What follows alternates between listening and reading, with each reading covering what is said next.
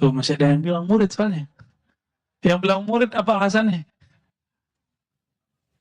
Hah? Bingung juga ya. Coba lihat ada ayatnya. Ya Adam ambihum bi asma'ihim. Hei Adam, kabarkan kepada mereka. Itu terjemahan. Tapi kalau dalam arti umumnya, ajarkanlah para malaikat nama-nama yang aku ajarkan kepadamu. Guru bukan? Guru. Anbihum itu juga artinya nabi. Maka ada sebuah kaidah di kalangan ulama Ahlussunnah sebagian, Nabi Adam itu pernah diutus kepada para nabi, para malaikat. Ya. Lebih mulia Nabi Adam atau Nabi Muhammad? Nabi Muhammad SAW. Dulu Sayyidina Jibril ikut ngaji kepada Nabi Adam. Sekarang kira-kira orang yang lebih mulia daripada Nabi Adam jadi gurunya apa jadi muridnya Jibril? Jibril itu disebut Rasul, bukan Syekh, bukan Muallim. Ini Jibril saya ngomong ini gak marah Pak. Dia akan anggu-anggu insya Allah. Karena data-datanya banyak. Sayyidina Jibril itu pembawa berita disebut Rasulul Malaikah. Rasulnya para malaikat. Datang ke Nabi Muhammad. Membawa berita. Jadi itu pengantar surat sebenarnya. Pengantar tapi suratnya dari Allah, kira-kira gitu. Itu pun Jibril gak langsung ketemu Allah. Allah sampaikan kalamnya kepada Al-Luh Al-Mahfuz, tempat yang sangat suci di atas langit ketujuh sana. Kemudian disuruh Sayyidina Jibril mentransfernya. Jadi beliau itu pembawa berita, bukan sebagai gurunya Nabi Muhammad SAW. Kenapa? Saya sudah pernah menyampaikan di sini.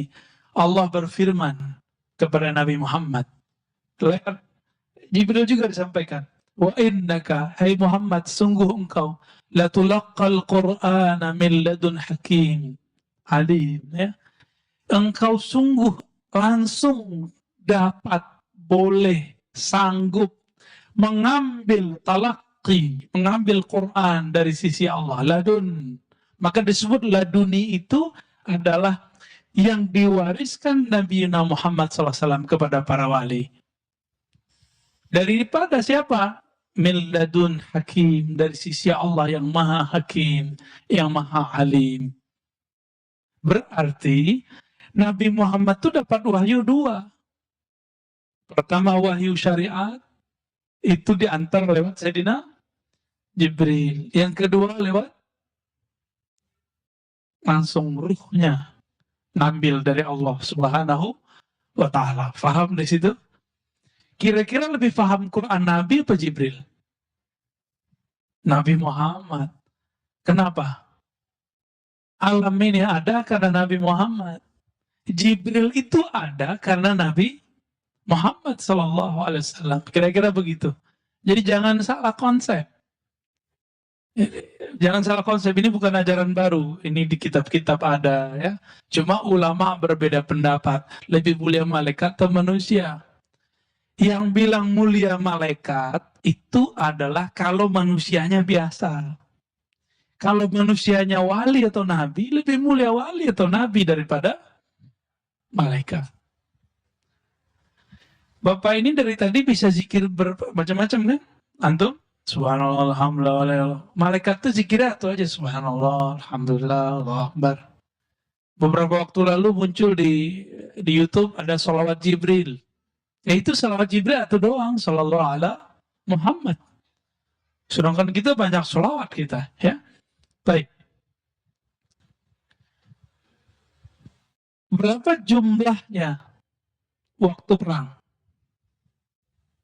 Jumlahnya sahabat Nabi. Ahlul Badar 313. Maka nanti juga akan diulang kembali. Pertama 3 nabi, 4 wakil, lalu ada 313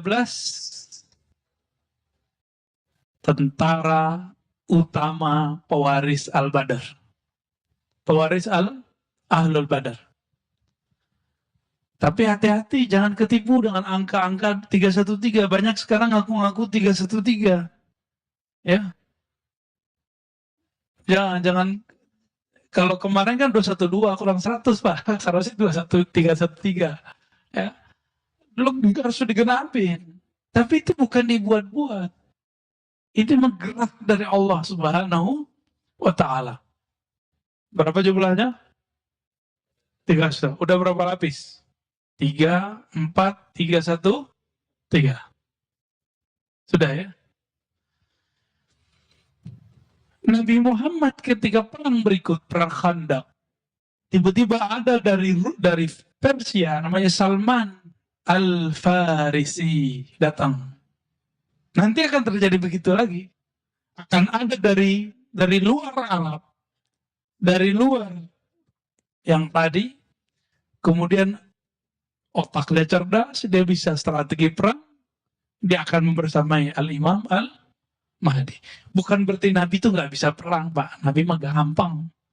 Alam ini kan di tangan beliau, pembukaan syafaatnya. Ya. Tapi Allah itu menciptakan Nabi harus menghargai sebab. Maka diperintahkanlah orang-orang ini bersama Nabi Muhammad SAW. Nanti Al-Mahdi juga sama. Lalu siapa lagi yang membersamainya? Kita potong kompas. Berapa jumlah sahabat Nabi ketika Nabi wafat? 124.000. Maka nanti tentara Al-Mahdi juga akan ada 124.000. Gak tahu, mungkin ada tambahan lagi, wallahu alam. Tapi ini pola-polanya kira-kira seperti itu.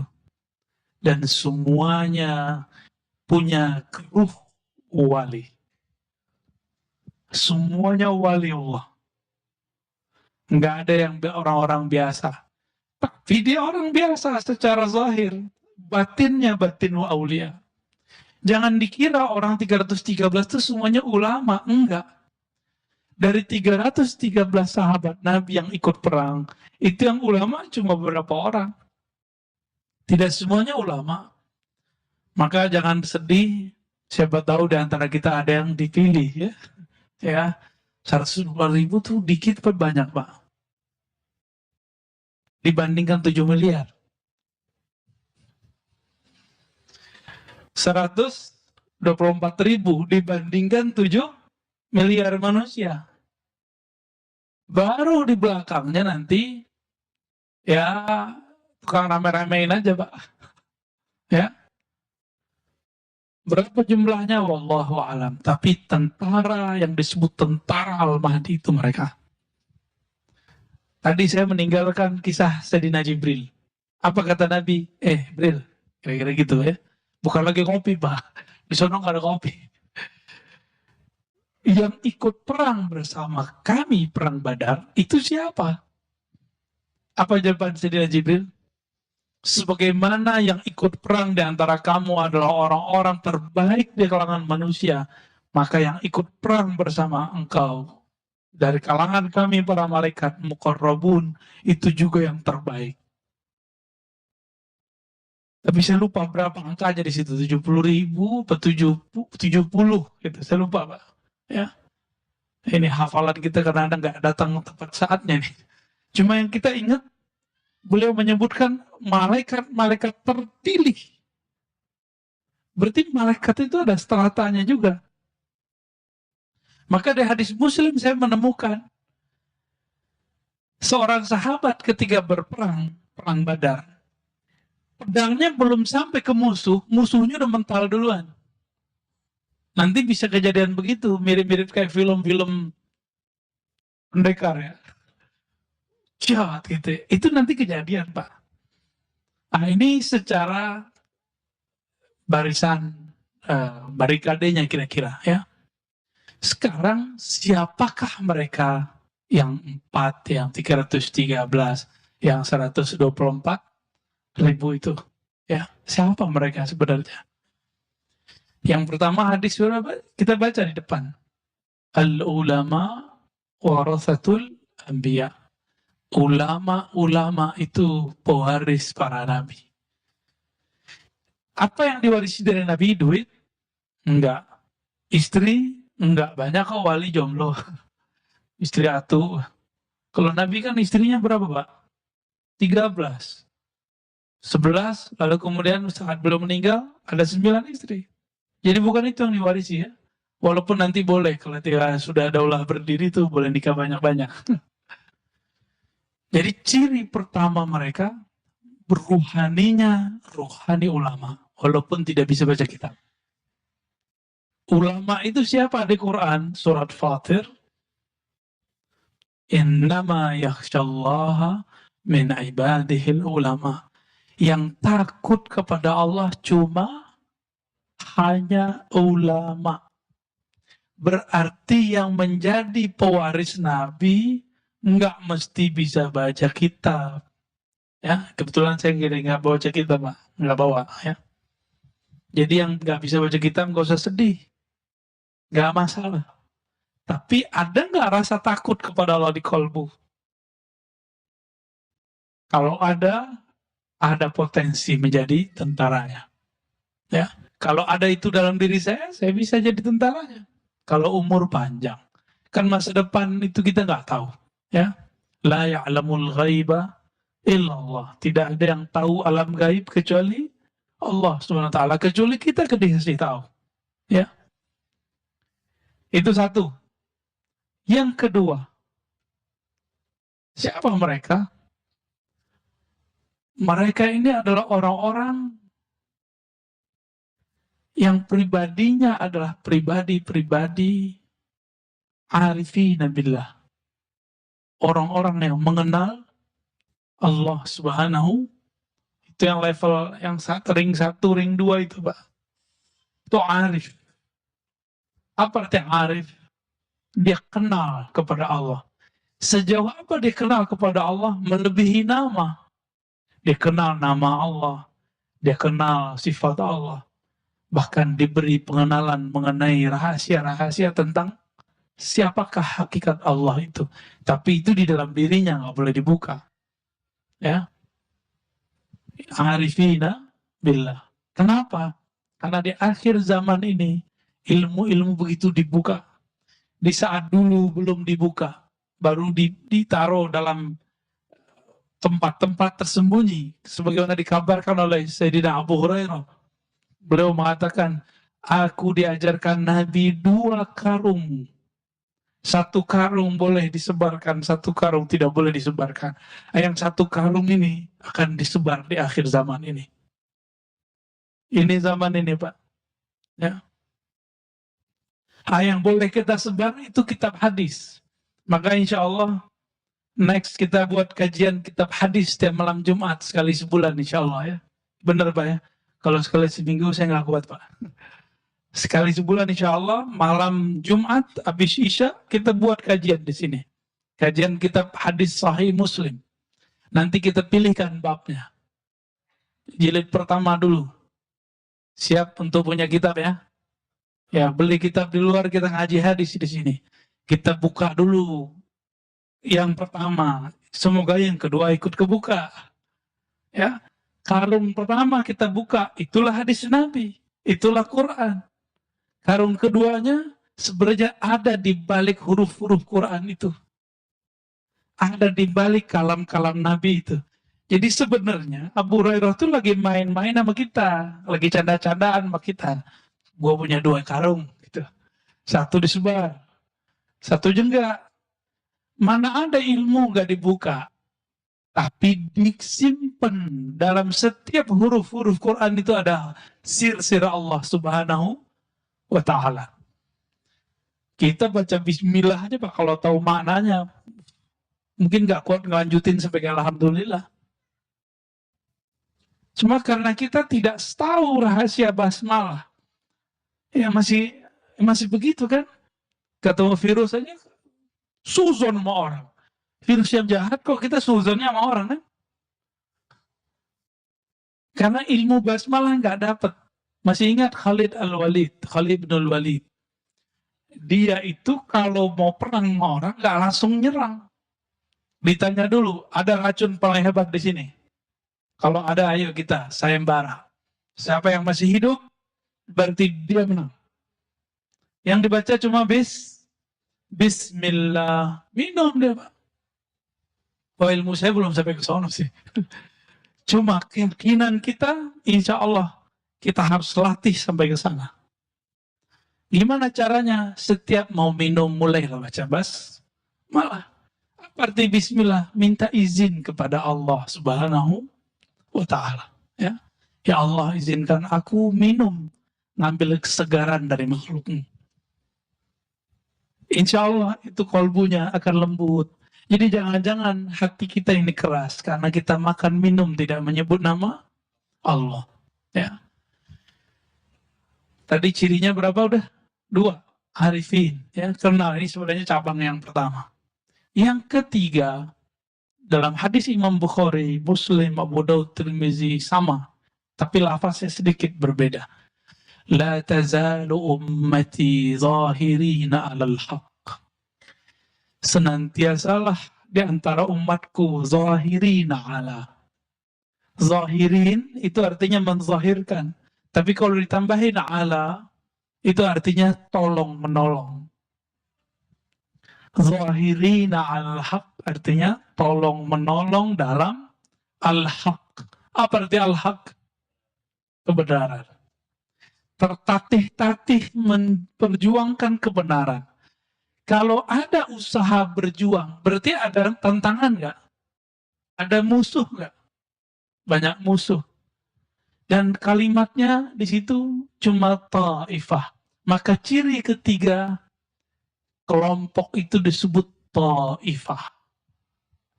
Tapi jangan ketipu, banyak sekarang yang ngaku ta'ifah. Istilahnya ta'ifah mansurah. Hatta ya'tiya amrullah. Sampai datang amrullah. Apa arti amrullah? Perintah Allah, satu. Apa arti amrullah? Coba kembali ke Quran. Wa idza sa'alaka ibadi anni. Bukan yang itu. Yas'alunaka anir ruh. Kulir ruh min amri rabbi. Mereka bertanya kepada engkau mengenai ruh. Info khusus yang mau nambah tinggi badan. Ada satu zat alami yang bisa bantu nambah tinggi badan lebih cepat. Seandainya tidak ada kezaliman itu, bumi ini tidak layak ditempati lama. Bumi kita nggak layak ditempati lama, Pak. Bapak pelajari tentang ilmu geologi. Di bawah bumi kita ada kawah besar, ya. Di mana lagi di atas dari langit, nggak ada yang aman, Pak, di sini. Ini bukan negeri Darul Baqa. Jadi nggak usah terlalu sedih. Ini negeri Darul Fana, ya. Main-main aja di sini. Yang bako itu ruh kita. Maka pelajarilah peta kembali pulangnya ruh kepada Allah. Al-Mahdi itu kan ahli ilmu ruh. Jadi saya cuma ngasih pencirian. Siapakah Al-Mahdi? Orang yang paling mengenal ruh, sehingga dia kenal kepada yang meniupkan ruh. Inilah yang kita lagi cari-cari, Pak, sebenarnya. Antum yang dengar ini jangan GR karena jidatnya lebar, hidungnya mancung. Bukan itu yang aneh cari, bukan. Ya, kita nggak nyari yang begitu-gitu. Kita nyari, kita menunggu kedatangan orang kekuatan spiritualnya luar biasa. Ruhnya, bukan dia sakti dalam pengertian kebatinan, bukan. Ruhnya, obrolan dia Allah aja, Allah aja. Dia bisa cerita tentang Allah, zatnya, sifatnya, fiil perbuatannya. Kalau ketemu orang itu, pastikan bahwa dia lingkaran Al-Mahdi.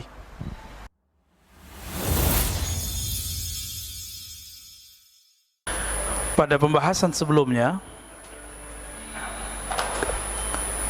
kalau disimpulkan bahwa Al-Mahdi itu, kata Nabi, yab'atsullahu fihi rajulan minni aw min ahli baiti yuwati ismuhu ismi.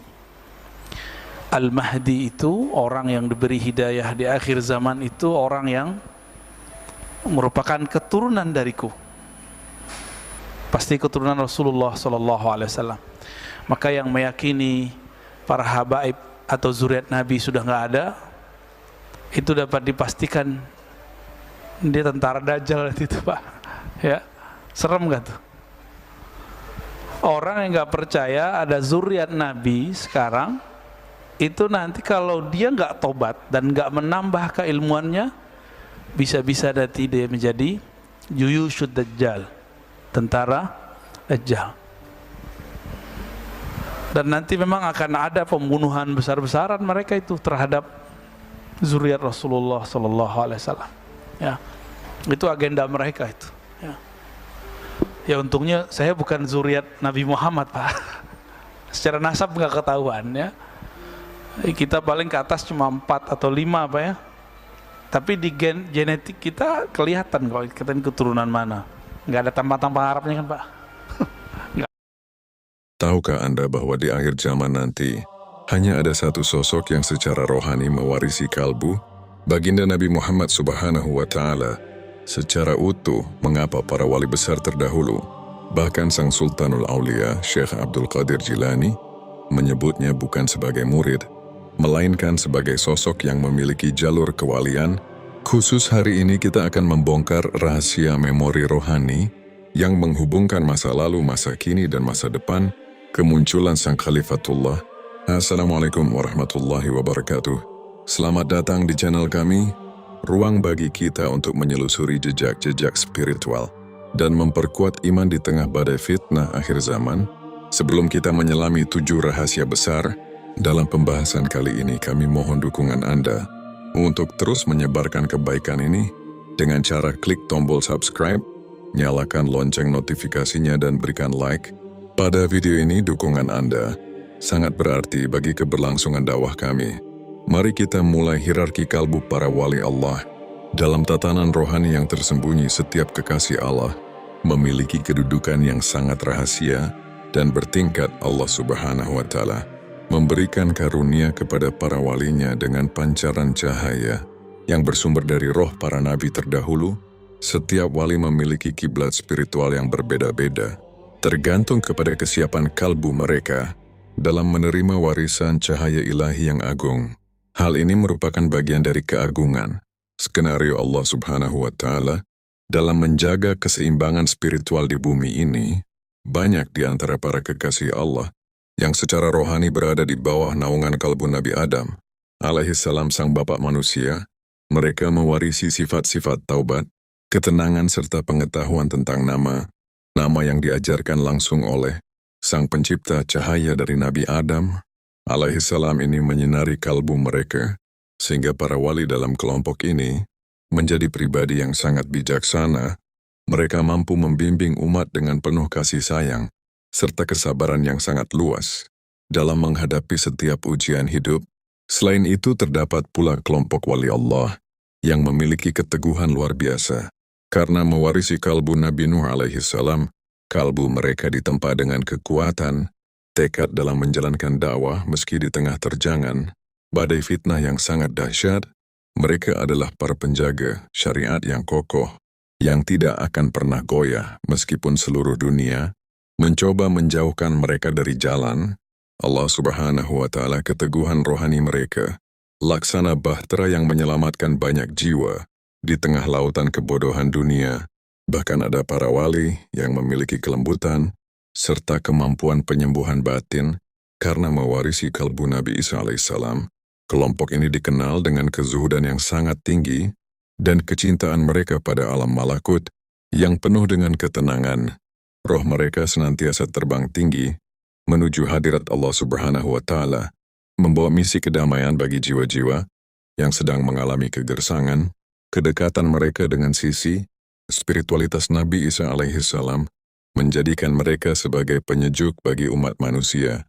Namun di puncak segala tingkatan tersebut, terdapat satu makam atau kedudukan yang paling rahasia dan paling utama. Makam ini adalah kedudukan wali yang berada tepat di bawah naungan kalbu Sayyidina Muhammad Shallallahu Alaihi Wasallam secara sempurna.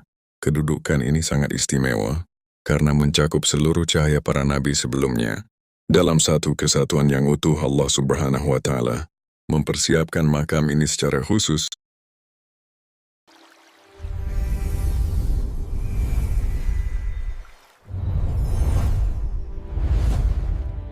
Tahukah Anda bahwa di akhir zaman nanti hanya ada satu sosok yang secara rohani mewarisi kalbu baginda Nabi Muhammad Subhanahu wa Ta'ala secara utuh.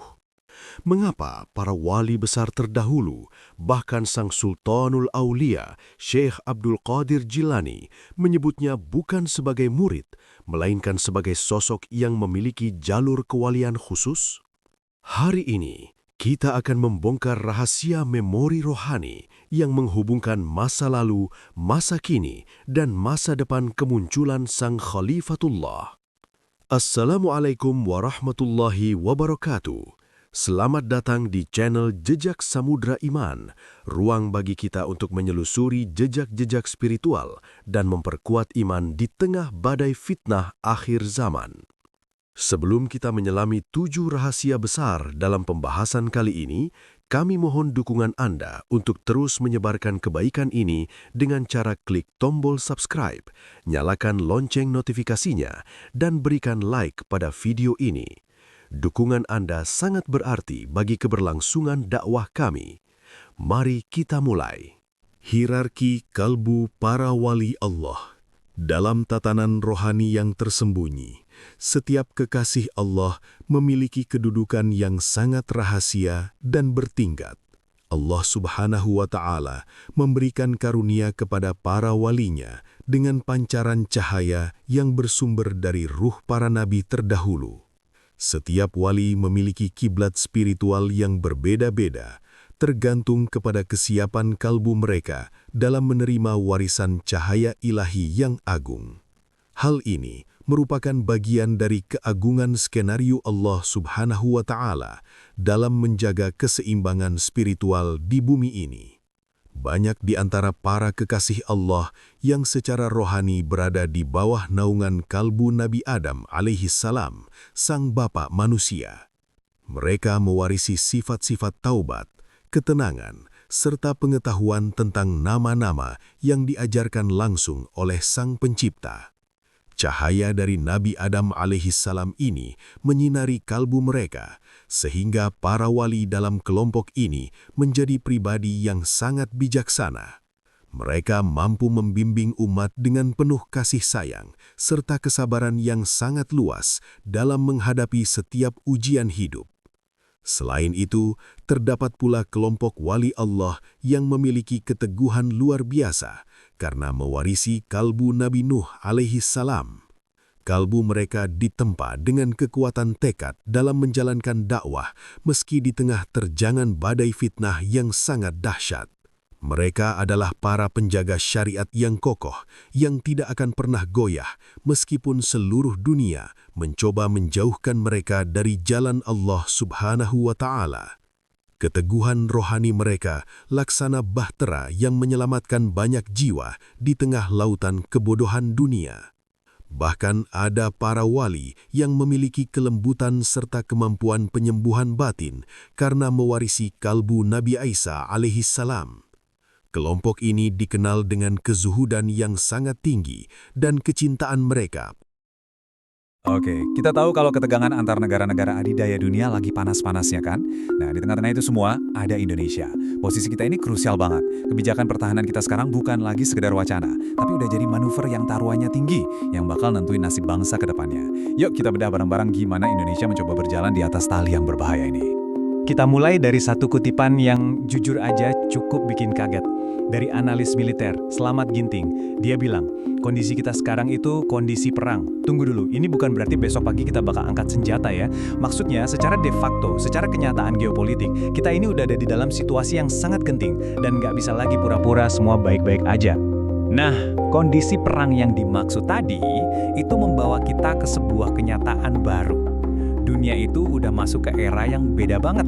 Peta geopolitiknya berubah total, dan persaingan kekuatan besar itu nggak lagi terjadi di ujung dunia sana, tapi udah terasa banget di depan mata kita. Dan inilah kira-kira wujud dunia yang terpolarisasi itu. Di satu sisi, ada poros Amerika Serikat dan Israel. Terus di sisi lainnya, ada aliansi yang makin hari makin lengket, yaitu Tiongkok, Rusia, dan Iran. Ini bukan lagi perang dingin yang simpel antara dua kubu. Situasinya sekarang jauh lebih kompleks, lebih cair. Dan yang bikin tegang, semua tekanan ini terjadinya persis di halaman belakang rumah kita, Coba lihat, dari utara ada klaim sepihak Tiongkok dengan 9 garis putus-putusnya di Laut Natuna Utara. Ini jelas mengancam kedaulatan maritim kita kan? Terus dari selatan, ada penumpukan kekuatan militer Amerika di Darwin, Australia. Jadi, ya kita ini benar-benar ada di tengah-tengah dua raksasa. Tapi justru karena posisi kita yang kejepit inilah, Indonesia itu punya peran yang unik dan, jangan salah, sangat berpengaruh. Bukan sebagai korban loh, tapi sebagai titik tumpu atau istilah kerennya fulcrum dalam keseimbangan kekuatan global yang baru ini. Nah, peran krusial Indonesia inilah yang disebut sebagai swing state atau negara kunci. Fondasinya apa? Tentu saja politik luar negeri kita yang legendaris, bebas aktif. Kita nggak ikut-ikutan secara buta. Justru posisi inilah yang ngasih kita bargaining power atau daya tawar yang luar biasa di panggung dunia. Eits, tapi jangan salah. Ini tuh